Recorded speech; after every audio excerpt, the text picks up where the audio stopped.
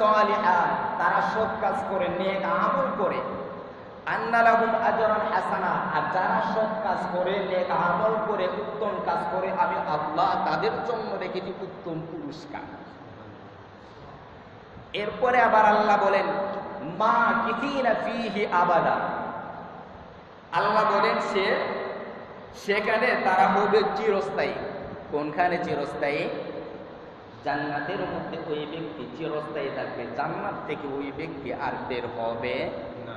কি বলেন? আমরা যদি কোনো কলে কৌশলে একবার জান্নাতের মধ্যে ঢুকি, আল্লাহ আমাদেরকে আর জান্নাত থেকে বের করে দেবে, কারণ আল্লাহ ওয়াদা করেছেন। কোরআনের মধ্যে আল্লাহ বলেছেন উলাইকা হুমুল ওয়ারিসুন আল্লাযীনা ইয়ারিসুনাল ফিরদাউস হুম ফিহা খালিদুন, যারা এখানের মধ্যে থাকবে, যারা এই জান্নাতের মধ্যে প্রবেশ করবে, ওরা কোনোদিন জান্নাত থেকে বের হবে।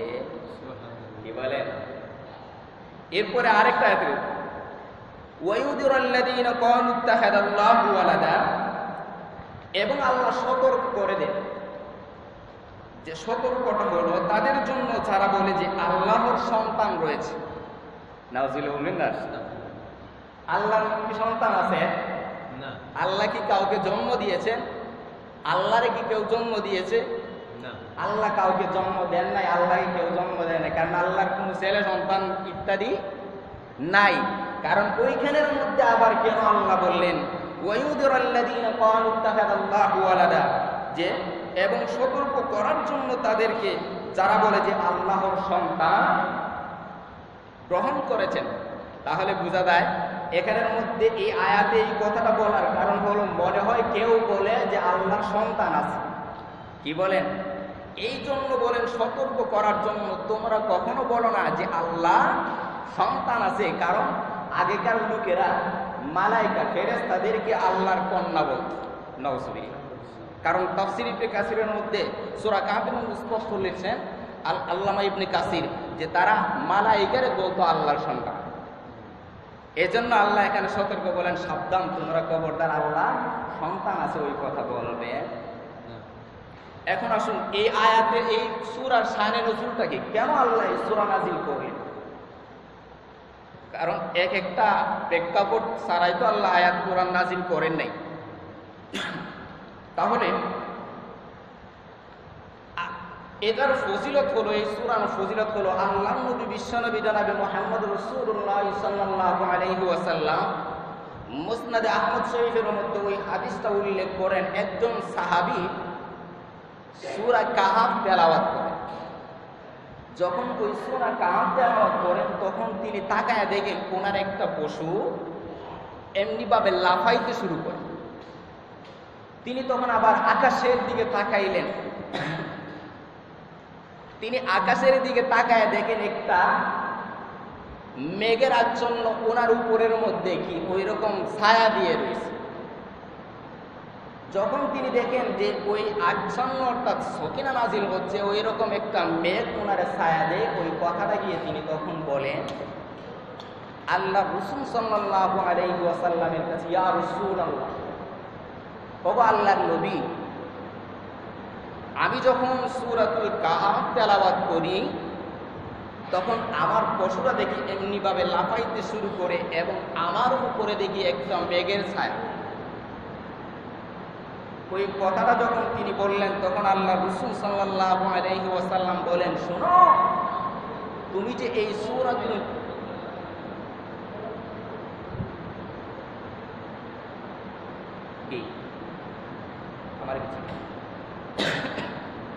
তাহলে তিনি বলেন যে তুমি যখন ওই সূরা তেলাওয়াত করো তখন আল্লাহ সুবহানাহু ওয়া তাআলা তোমার উপর আল্লাহর রহমত সকিনা নাজিল করেন, এজন্য এই রহমত পড়ার অবস্থা ওই পশুটা এমনিভাবে নাড়াচাড়া। সুবহানাল্লাহ। 2 নাম্বার হলো আরেকটা, ওই মুসনাদ আহমদ শরীফের মধ্যে আরেকটা হাদিস উল্লেখ করেছেন, যখন কোনো ব্যক্তি সূরাতুল কাহফ তেলাওয়াত করে, ওই সূরাতুল কাহফ তেলাওয়াত করলে আল্লাহ সুবহানাহু ওয়া তাআলা আজকে মনে করেন শুক্রবার তেলাওয়াত করেছি, আগামী শুক্রবার পর্যন্ত ওই সূরাতুল কাহফ আল্লাহ সুবহানাহু ওয়া তাআলার দরবারে তোমার জন্য দোয়া করবে। তাইলে এই সূরার ফজিলত আমরা জানলাম, এক জুমা থেকে আরেক জুমা পর্যন্ত আমার জন্য সূরাতুল কাহফ আল্লাহ সুবহানাহু ওয়া তাআলার দরবারে দোয়া করতে থাকি। এখন আসুন এই সূরাটা আল্লাহ কেন নাজিল করলেন? কারণ আমরা অনেকে শুনেছি আসহাবে কাহফ একটা কুকুরের ঘটনা, শুনি নাই? রোমের সম্রাট প্রতি বৎসর সে একটা পূজা করত। পূজা সমস্ত লোকদেরকে ডাইকে একত্রিত কইরা ওইখানের মধ্যে ওইগুলোর পূজা করত। তখন ওইখানের মধ্যে কয়েকজন লোক তাদের ওইগুলো ভালো লাগতো না, তো ওইগুলারে মারি সাজিয়ে বানাইছি, আবার ওইগুলারই আমরা পূজা করি, ওইটা ভালো লাগতো না। ওই ভালো না লাগার কারণে তারা এক একজন গিয়ে একটা গাছের তলায় বসে। তাফসীরে ইবনে কাসিরের মধ্যে ওই শানে নজুলটা বর্ণনা করেছেন। তখন একজন গেছে, এরপরে দেখা যায় আরেকজন গেছে, কিন্তু একজনে আরেকজনের কাছে ওই কথাটা বলে না যে তুমি কেন আসছো, বলে না। সে বলে যদি আমি ওই কথাটা বলি তাহলে ওই ব্যক্তি যদি আমার শত্রু হয়ে যাবে, কারণ সে বলবে আমি ওই কারণে আসছি, সে আমার শত্রু হবে। এইরকম করে একজন যখন প্রথমজন গেছে তখন গিয়ে গাছের তলার মধ্যে বসছে, সে কোনো জবাব দেয় নাই। এইরকম করে যখন এক একজন যাইতেই থাকেন, তখন হঠাৎ করে একজনে বলে ভাই সাহেব, আপনারা কেন এই গাছের তলার মধ্যে আসেন? কারণ আপনারা পূজা করার জন্য বাদশাহ এমন সুন্দর, রুমের সম্রাট সুন্দর করে সাজাইছে, আপনারা সেখানে থাকার কথা, আপনারা কেন এখানের মধ্যে আসছেন? তখন তারা মত ব্যক্ত করলো যে আমাদের ওইগুলো ভালো লাগে, আমরা ওইটারে মাটি সাইডে বানাইছে, আবার ওই মাটি সাইডে ওইটারে আবার আমরা পূজা করব, ভক্তি করব, ওইটা আমার ভালো লাগে না, এজন্য আমি এখানে এসে বসছি। তখন আরেকজনে ওই রকম কথা বলল, আরেকজনে ওই রকম বললো। তাহলে এক একজনে তারা জিজ্ঞেস করে এবং এক একজন ওই কথাগুলো বলে। এই কথাগুলো বলার পর তারা তখন একত্রিত হলো। তাহলে দেখা যায় আমার মতের সাথে তোমারও মত আছে, আমরা সবাই হলাম এক পথের গতি। তাহলে এখন কি করতে হবে? এখন আমার মন চায় ওইটা আমরা পরিত্যাগ করব এবং আল্লাহ সুবহানাহু ওয়া তাআলা একজন বিশ্বনবী মুহাম্মদের নাম শুনেছি, ওই মুহাম্মদ রাসূলুল্লাহ সাল্লাল্লাহু আলাইহি ওয়াসাল্লামের ধর্মে ফিরে যাব। সুবহানাল্লাহ। এই কথাটা তারা বইলা যখন এখানের মধ্যে বসা, তখন হঠাৎ করে এই সম্রাট, রোমের সম্রাট, ওদেরকে ধরে নেওয়ার জন্য লোক পাঠানো। তারা সেখানের মধ্যে আবার গিয়ে উপস্থিত হলো। উপস্থিত হওয়ার পরে তাদেরকে যখন জিজ্ঞেস করলো, তারা ওই রকম জবাব দিল, ওইটা আমার আর ভালো লাগে না, ওইটা আমরা করবো না, কারণ আমরা মুহাম্মাদের ধর্ম অনুসরণ করব, লা ইলাহা ইল্লাল্লাহ আমরা পড়ব, কালিমা পড়ে আমরা মুসলমান হব, আমরা এরপরেও আমরা ওই ধর্মের অনুসারী হব। তখন তাদেরকে শাস্তি দেওয়ার জন্য বলল যে তাদেরকে ভয় ভীতি দেখায় আনি কি করি, তারে আমাদের ধর্মের দিকে আবার ফিরে আনতে পারি, এজন্য তারা ভয় দেখানো শুরু করল। এমত পর্যায়ে তাদের শরীরের মধ্যে যে জামা ছিল ওই জামা তারা খুলে নিল। এরপরে তাদেরকে আঘাত করতে শুরু করলো। আল্লাহ বলেন যে মানুষ যখন মানুষের উপরে, আল্লাহ রাসূল সাল্লাল্লাহু আলাইহি ওয়াসাল্লাম আরেকটি হাদিসের মধ্যে বলেন, যখন মানুষের জবান থেকে জিকির উঠে যায়, মানুষের জবান থেকে আল্লাহর ভয় উঠে যায়, ওই ব্যক্তি হায়াত কমে যায়। আর যখন ওই ব্যক্তির হায়াত কমে যায়, ওই ব্যক্তি মৃত্যুবরণ করে, আর মৃত্যুবরণ করার পরে ওই ব্যক্তির আল্লাহ সুবহানাহু ওয়া তাআলা কিয়ামতের দিন অন্ধ হিসাবে করবেন। ওই ব্যক্তি আবার আল্লাহকে বলবে, আল্লাহ আমারে অন্ধ অবস্থায় কেন তুললেন, আমি তো চক্ষুওয়ালা ছিলাম। তখন আল্লাহ জবাব দিবেন, দুনিয়ায় থাকা অবস্থায় তোমারে ওই কথাগুলো বলা হচ্ছে, ওইগুলো তুমি ভুলে গিয়েছো, আজকে আমি আল্লাহ তোমারে ভুলে গেলাম, আর ভুলে যাওয়ার কারণে তোমারে অন্ধ করে আজকে দাঁড় করা। যাই হোক, ওই লোকগুলো এখন তাদেরকে এমনভাবে শাস্তি দেওয়া শুরু করলো, এরপরেও তারা কি করে না, এইটা তারা আবার এই ধর্ম থেকে আবার ফিরে যায় না। তারা শুধু মুহাম্মাদের ধর্ম গ্রহণ করবে, মুহাম্মাদের ধর্ম গ্রহণ করবে, মুহাম্মদ রাসূলুল্লাহ সাল্লাল্লাহু আলাইহি ওয়াসাল্লামকে তারা খুঁজতে শুরু করে। এখন দেখা যায় যে তাদেরকে হত্যাও করা হবে, কারণ শরীয়তের দৃষ্টিতে আছে, যদি কেউ তোমারে বাধা প্রদান করে তাহলে তুমি দিনের জন্য তুমি একটা স্থান থেকে অন্য স্থান পরিত্যাগ করতে পারবে। ওই কথা তখন তারা বলল। এখন তারা ওই দেশটাও, তারা ওই জায়গা রোম তারা পরিত্যাগ করে তারা অন্যত্রে চলে যাবে। যখন তারা অন্যত্রে তারা চলে যাবে, তখন তারা রাতের অন্ধকারে চলতে শুরু করলো এবং ওই রুমের সম্রাট তাদেরকে আবার ধরে নেওয়ার জন্য লোক পাঠালো। কিন্তু তারা যে গুহার মধ্যে অবস্থান করলো, ওই গুহার মধ্যে অবস্থানের নাম হলো আসহাবে কাফ। শানে নজরুলটা কি বুঝে আসছে? কাফ কারে বলবো? এখন আসুন, এখানের মধ্যে এই যে তারা লোক ছিল, কয়জন ছিল? মুফাসসিরে কেরামরা তাফসীরে ইবনে কাসিরের মধ্যে উল্লেখ করেছেন ওই সমস্ত লোকেরা তারা 7 জন লোক ছিল এবং তাদের সাথে একটা কুকুরও ছিল। আমরা শুনছি না একটা কুকুর, জানো? ওই 7 জন লোক ছিল এবং তাদের সাথে একটা কুকুরও ছিল। এই 7 জন লোক এবং ওই কুকুর, ওইটারই বলা হয় আসহাবে কাফ, যে জায়গার মধ্যে তারা লুকাইছে। কারণ আমাদের বিশ্বনবী কি লুকাইছিলেন না? আমাদের বিশ্বনবী আবু বকর সিদ্দিক রাদিয়াল্লাহু তাআলা তখন তারা হিজরত করেন, তখন আবু বকর সিদ্দিক রাদিয়াল্লাহু তাআলা ওনারে নিয়ে যখন আল্লাহ রাসূল চলে গেলেন, তখন কাফেররা চতুর্দিকে ঘেরাও করলো। আর আল্লাহ রাসূল সাল্লাল্লাহু আলাইহি ওয়াসাল্লাম তখন একটা গুহার মধ্যে ঢুকলেন। তখন আবু বকর বললেন, ইয়া রাসূলুল্লাহ, ওরা যদি আমাদের পায়ের দিকে তাকায় তাহলে তারা আমাদেরকে দেখতে পারবে। তখন আল্লাহ রাসূল বলেন, লা তাহসান ইন্নাল্লাহা মা'ানা, ভয় করো না, আল্লাহ আমাদের সাথে আছে। আরে এইখানের মধ্যে আসার পরে তারা আবার ওই ইহুদি আলেমেরা তাদেরকে বলল, তোমরা যখন এখানের মধ্যে আসো তাহলে তোমাদেরকে 3টা প্রশ্ন করি। তোমরা ওই 3টা প্রশ্ন দিয়ে তাকে মুহাম্মদের অনুসারীদেরকে বলবে। যদি তারা এই 3টা প্রশ্নের জবাব দিতে পারে তাহলে তোমাদের সাথে আমরাও কালিমা পড়ে মুসলমান। 3টা প্রশ্ন হলো কি? 3টা প্রশ্ন হলো যে পূর্বে যুগে যে যুবকগণ গিয়েছিল তাদের ঘটনাগুলো তোমরা বর্ণনা করো পূর্বের যুগে। কারণ বিশ্বনবী এই সময় আসার পূর্বে যে যুবকগুলো বেরিয়ে পড়েছিল ওই যুবকগুলো কারা? এরপরে তাকে জিজ্ঞেস করবে যিনি সমস্ত পৃথিবী ভ্রমণ করিয়েছিলেন তিনি কে? যে সমস্ত পৃথিবী ভ্রমণ করিয়েছিলেন, পূর্ব থেকে পশ্চিম, উত্তর থেকে দক্ষিণ, সমস্ত পৃথিবী ভ্রমণ করিয়েছিলেন ওই ব্যক্তিকে। এরপরে ওনাকে জিজ্ঞেস করবেন তোমরা তাকে রূহের অবস্থা সম্পর্কে আবার জিজ্ঞেস করবে। এই 3টা প্রশ্ন তাকে করবে।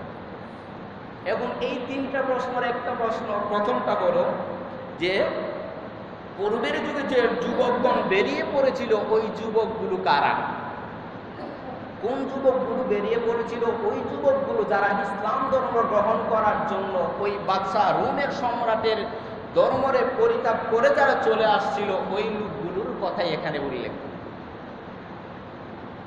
বাইরা আমার, আল্লাহর নবী বিশ্বনবী রাহমাতুল লিল আলামিন যখন মক্কা ছেড়ে মদিনায় হিজরত করেন, আবু বকর কিন্তু ওনার সাথে ছিলেন। এখানের মধ্যে আরেকটা ঘটনা হলো, রোমের সম্রাট বাদশাহ ওই 7 যুবকগুলোকে ধরে আনার জন্য তারা যখন লোক পাঠালো, কিন্তু ওই লোকগুলো তাদের ধর্মের দিকে তাকতে চায় না। কারণ মুহাম্মদের নাম শুনেছে, এমন একটা শান্তির ধর্মের নাম শুনেছে, ওই ধর্মের অনুসারী হওয়ার জন্য তারা রোম থেকে চলে আসছে। পথিমধ্যে যখন আবার তারে ধরে নিয়ে গেল, তাদেরকে এমনভাবে শাস্তি দেওয়া শুরু করলো, তাদের শরীর থেকে সমস্ত পোশাকগুলো খুলে ফেলল, তাদের বুকাঙ্গের মধ্যে আঘাত করতে শুরু করলো যে তোমরা ওইগুলো ধর্ম ছেড়ে তোমরা আমাদের ধর্মের দিকে চলে আসো। কিন্তু তারা তখন বলে, আমরা মুহাম্মদ সত্য বলে শুনেছি, তোমাদের ধর্মের দিকে আর ফিরে আসবো না। তোমরা মাটি ছাড়ি দিয়ে যে মূর্তিগুলো বানাও ওই মূর্তিগুলোর পূজা করো।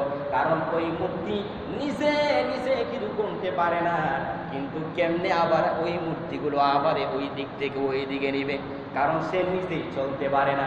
ওই কথা বলে তারা যখন আবার চলে আসতে শুরু করলো, এমনভাবে আঘাত করলো, রাতের অন্ধকারে তারা আবার চলে আসলো, আবার তাদেরকে ধরে দেওয়ার জন্য লোক পাঠালো। কিন্তু তারা যেই গুহার মধ্যে গিয়ে প্রবেশ করলো, ওই গুহার নাম হলো আসহাবে কাফ। ওইখানের মধ্যে 7 জন লোক ছিল এবং তার সাথে একটা কুকুর ছিল। তারা যখন মদিনা অর্থাৎ মক্কা মদিনার মধ্যে চলে আসলো, মদিনার মধ্যে চলে আসার পরে তারা শুনল আল্লাহর নবী বিশ্ব নবী জনাব মুহাম্মদ রাসূলুল্লাহ সাল্লাল্লাহু আলাইহি ওয়াসাল্লাম কাফেরদের অত্যাচারে অত্যাচারিত হয়ে মক্কা মদিনা ছেড়ে মক্কা নগরী ছেড়ে তিনি মদিনায় চলে গেছেন। কারণ রাসূলের জন্মস্থান হলো মক্কায়। যখন কাফেরদের অত্যাচারে অতিষ্ঠ হয়ে মক্কা নগরী ছেড়ে তারা মদিনায় চলে গেলেন। আবার তিনি ওই মক্কার মধ্যে এসে ওই খবর পেয়ে তারা মদিনায় চলে যাওয়ার জন্য রওনা করলো। কিন্তু মুহাম্মদের অনুসারীদের সাথে সাক্ষাৎ করো। এই অনুসারীদের সাথে সাক্ষাৎ হওয়ার পরে তারা প্রশ্ন করলো, ও ভাই মুহাম্মদের অনুসারীরা শোনো, আমরা আপনাকে 3টা প্রশ্ন করব। ওই 3টা প্রশ্নের জবাব যদি আপনি দিতে পারেন আমরাও মুসলমান হব, আমাদের সাথে যারা আছেন তারাও মুসলমান হবে। কিন্তু তারা জানে যে কারা এই প্রশ্নগুলো করলো। কিন্তু প্রশ্নগুলো করার পরে ওই লোকগুলো বলল, ও 7 যুবক শোনো, তোমাদের প্রশ্নের জবাব দিতে পারবো না আমি, কিন্তু তোমরা চলো বিশ্বনবীর দরবারে, বিশ্বনবী জবাব দিয়ে দিবে। আবার তারা সবাই একত্রিত হয়ে বিশ্বনবীর দরবারে যখন গেলেন তখন বিশ্বনবীরে গিয়ে আবার প্রশ্ন করলেন। বিশ্বনবীরে প্রশ্ন করার পরে আল্লাহ নবী বিশ্বনবী জনাবে মুহাম্মদ রাসূলুল্লাহ সাল্লাল্লাহু আলাইহি ওয়াসাল্লাম তিনি বললেন, ও যুবক লোকেরা শোনো, আগামীকাল আমি তোমাদের 3টা প্রশ্নের জবাব দিয়ে দিব। এই যে আরেকটা ঘটনা এখানের মধ্যে যে আগামীকাল আমি তোমাদের 3টা প্রশ্নের জবাব দিয়ে দিব, ওই কথাটা আল্লাহ রাসূল বললেন। এই কথাটা বলার পরে এখন আগামীকাল কি প্রশ্নের জবাব দিতে হবে না? এখন আল্লাহ রাসূল তো আল্লাহর হুকুম ছাড়া, আল্লাহর কথা ছাড়া তিনি একটা কথাও বলেন। এখন তিনি যে বললেন আগামীকাল আমি তোমাদের এই প্রশ্নের জবাব দিয়ে দিব, এখন আগামীকাল আসলেই তো জবাব দিতে হবে, কি বলেন?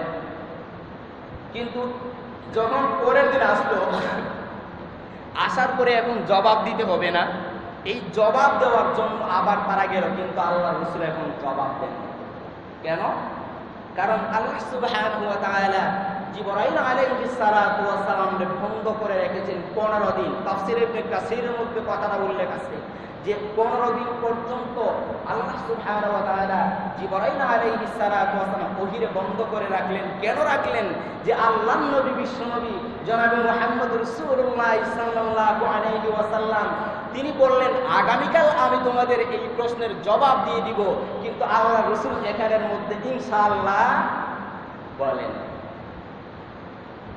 কারণ ইনশাআল্লাহ না বলার কারণে আল্লাহ সুবহানাহু ওয়া তাআলা 15 দিন পর্যন্ত ওহী বন্ধ করে রেখেছে।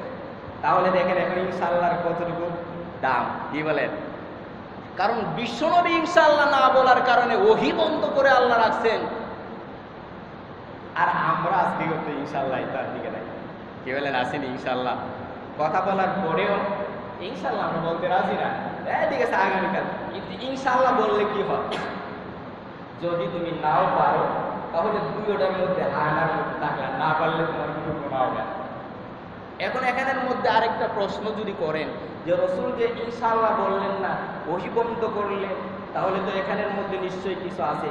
আল্লাহ রাসূলের বেলায় তা না, রাসূলের বেলায় তো ইনশাআল্লাহ না বলার কারণে আল্লাহ সুবহানাহু ওয়া তাআলা 15 দিন পর্যন্ত ওহী বন্ধ করে রাখলেন।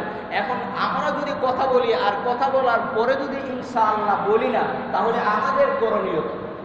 আমাদের কি করা দরকার? আমরা অনেক কথা বলি যে বলার পরে কিন্তু ইনশাআল্লাহ বলি না, কি বলেন? এই যে ইনশাআল্লাহ যখন আমাদের স্মরণ হবে, তাফসীর ইবনে কাসীরের মধ্যে উল্লেখ করে যে যখন তোমার ওই কথা স্মরণ হবে যে আমি তো ওই কথাটা বলেছিলাম কিন্তু ইনশাআল্লাহ বলি নাই, ওই সময় স্মরণ হয়েছে, তুমি ওই সময়ে বলে দাও ইনশাআল্লাহ, তখন তোমার হয়ে যাবে। তাহলে ইনশাআল্লাহর কতটুকু দাম, কি বলেন? ইনশাআল্লাহ না বলার কারণে আল্লাহ রসুল ওহী আল্লাহ সুবহানাহু ওয়া তাআলা রসুলের কাছে ওহী পর্যন্ত বন্ধ করে রাখছেন। 15 দিন যখন তিনি অতিবাহিত হলো, 15 দিন পরে আল্লাহ রসুল এটা গ্রহণ উম্মতে মুহাম্মদের জানায় দেওয়ার জন্য আল্লাহ এই পদ্ধতি গ্রহণ করে রসুলকে জানায় দিলেন। আর রসুল আমাদেরকে এইগুলো জানালেন যে ওই কাজ যদি করো, ওই কাজ করলে তোমাদের এটা হবে, আর ওই কাজ করলে তোমাদের এটা হবে। এটা আল্লাহ রসুলকে বোঝানোর জন্য আল্লাহ সুবহানাহু ওয়া তাআলা 15 দিন পর্যন্ত ওহী বন্ধ করে রাখলেন। আর 15 দিন অতিবাহিত হওয়ার পরে তখন আল্লাহ সুবহানাহু ওয়া তাআলা রসুলের কাছে ওহী পাঠায়া দিয়া এই আয়াত সূরা নাযিল করেন। এখন এখানের মধ্যে মা কিসিনা ফিহি আবাদা, ওখানের মধ্যে যে আবার বলে যে তারা আল্লাহ রসুল তো একদিনের কথা বলেছিলেন। এখন কেউ যদি একদিনের কথা বলে, একদিনের কথা বলার পরে যদি সে এই কাজটা না করে, তাহলে তার মন খারাপ হওয়ার কথা না। কি বলেন? আল্লাহ রসুলের কি মনটা অক্ষুণ্ণ না খারাপ হয় না? আল্লাহ রসুলও তখন তিনি মনটা অক্ষুণ্ণ করলেন। আবার তখন আল্লাহ সুবহানাহু ওয়া তাআলা জানালেন, ও নবী, আপনি মন কাফেরদের জন্য, মুশরিকদের জন্য আপনি মন খারাপ করার কোনো প্রয়োজন নাই, কারণ ওদেরকে শিক্ষা দেওয়ার জন্য আমি আল্লাহ এই পন্থা অবলম্বন করেছি।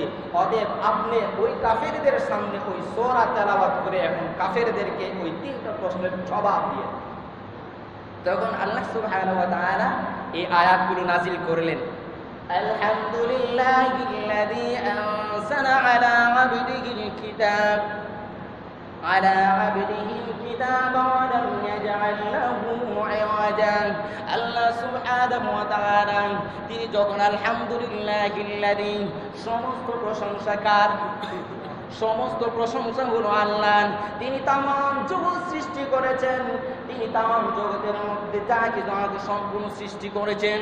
আল্লাহ সুবহানাহু ওয়া তাআলা মানুষ সৃষ্টি করেছেন।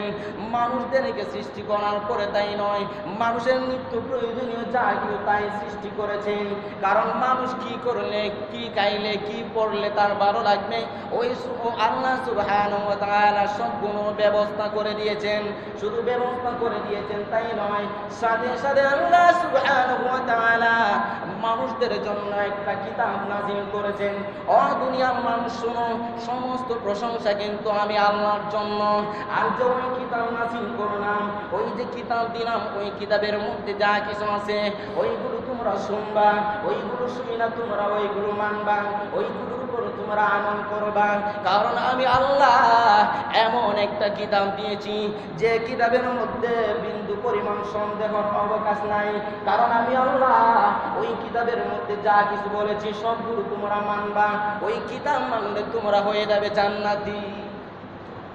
ওই কিতাব যদি তোমরা মানো তাহলে তোমরা হয়ে যাবে জান্নাতি। এখন কি জান্নাতি? আল্লাহ বলেন মা কিতিনা ফিহি আবাদা, যে তোমরা অনন্তকাল চিরস্থায়ী এখানের মধ্যে থাকবে। কি থাকবে? এই কিতাব মানলে। কারণ ওই কিতাবের মধ্যে যা কিছু আছে ওইগুলো আমরা যদি মানি, ওইগুলো যদি আমরা পালন করি, তাহলে আল্লাহ সুবহানাহু ওয়া তাআলা আমাদেরকে চিরস্থায়ী জান্নাতের মধ্যে প্রবেশ। এরপরে আরেকটা আয়াত হলো এরপরে যে আল্লাহ আবার বললেন, আমাদের মধ্যে এমন লোক আছে যারা আল্লাহর সন্তান আছে কথাটা বলে। যদি আল্লাহর সন্তান আছে ওই কথাটা না বলতো, তাহলে আল্লাহ ওই আয়াত নাযিল করে মানুষদেরকে জানায় দিতেন না যে তোমরা ওই কথা থেকে সতর্ক হও, কারণ আল্লাহর কোনো সন্তান নাই। কারণ ওই সময় তদানীন্তন সময়ে তারা তখন বলতো যে মালাইকা ফেরেশতা হলো আল্লাহর সন্তান। এই সন্তান যদি বলো তাহলে আর তোমার ঈমান থাকবে? বলেন, আমাদের মধ্যে অনেকত্ব বলে যে আল্লাহ মা বাবা আসেনি, আল্লাহ ছেলে সন্তান আসেনি। কত প্রশ্ন করে যে তোমার আল্লাহ কয়জন, আল্লাহ কি করেন, কি করতে পারেন, কত রকম প্রশ্ন করে। আল্লাহর মুখ কয়টা, এই ধরনের অনেক কিছু প্রশ্ন করে না। আল্লাহ এখানে সতর্ক করে দেন, মুসলমানেরা, মুমিনেরা শোনো, তোমরা ওই রকম কোনো প্রশ্ন করবে না, যে ওই রকম কোনো কথাও বলবে না যে আল্লাহর সন্তান হলো ফেরেশতা। সন্তান কিন্তু আল্লাহর কোন ছেলে সন্তান এখন আসুন, তাহলে এই কাজগুলো করার পরে আমাদের কি হবে? আল্লাহ সুবহানাহু ওয়া তাআলা আমাদেরকে জান্নাতের মধ্যে দেবেন। এখন আল্লাহ যে আমাদেরকে জান্নাতের মধ্যে দিবেন, শুধুই কি খালি জান্নাতের মধ্যে দিবেন, আমরা কিছু আমল করার পরে জান্নাতে যাব। এখন একজন লোক, একটা ঘটনা আবার লিখছেন যে একজন লোক সওয়াব করতে করতে একবারে তার সীমিত অবস্থায়, চূড়ান্ত অবস্থায় পৌঁছে গেছে, কিন্তু ওইটা কয় আমি তো সারাদিনে কোরআন করি, আমি তো শুধু সওয়াবই করি। যখন ওই কথা বললেন, আল্লাহ রাগান্বিত হয়ে গেলেন। তখন আল্লাহ সুবহানাহু ওয়া তাআলা ওই ব্যক্তির উপর অসন্তুষ্ট হয়ে ওই ব্যক্তির জাহান্নামে নিক্ষেপ করার জন্য ফেরেশতাদেরকে বললেন, ওই ব্যক্তির জাহান্নামের মধ্যে নিক্ষেপ করো। আবার আল্লাহ বলেন রাহিম, আল্লাহ তো হলেন দয়ালু, রহমান, তিনি তো হলেন দয়ালু।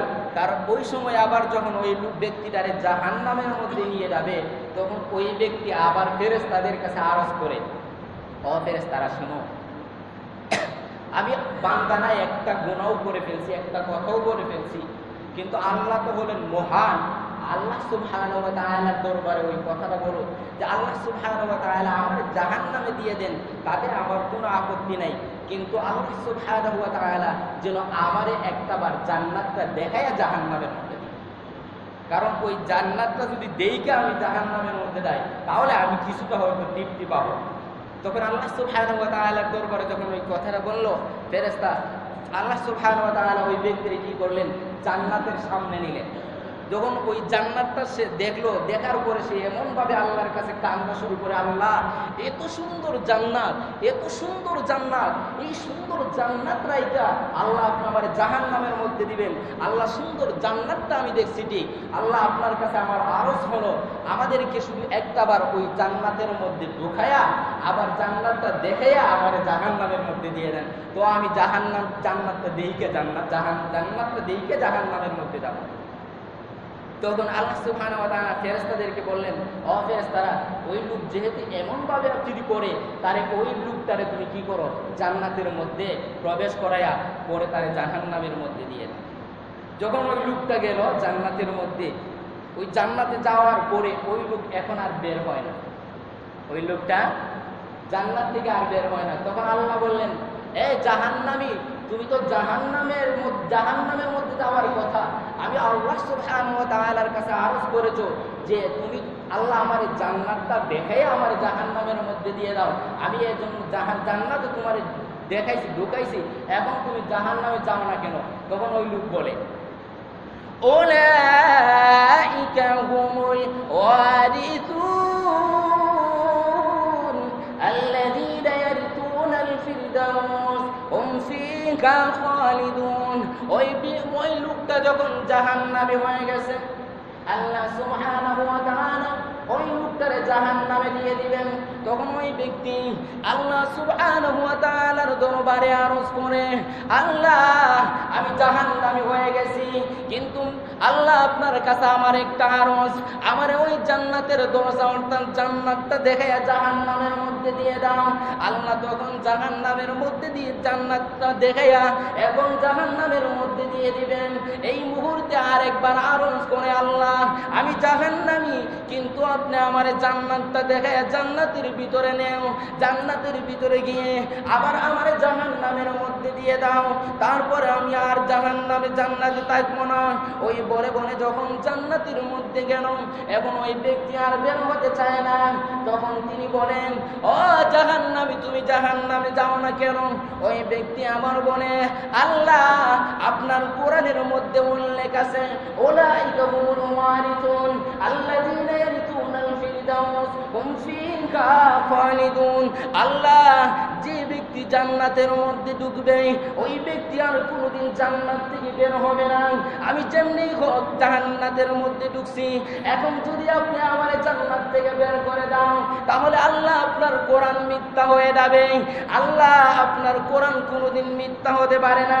আমি যেমনি ভাবে জান্নাতের মধ্যে ঢুকছি, এখন যেহেতু জান্নাতের মধ্যে ঢুকে গেছি, আর আপনি আমার জান্নাত থেকে বের করে দিতে পারবে না। দেখছেন কি প্রশ্ন? আল্লাহ বলছেন যে যে ব্যক্তি একবার জান্নাতের মধ্যে ঢুকবো, ওই ব্যক্তি আর কোনোদিন জান্নাত থেকে বের হবে না। আল্লাহ আপনিই তো বলেছেন, এখন যদি আপনি আমার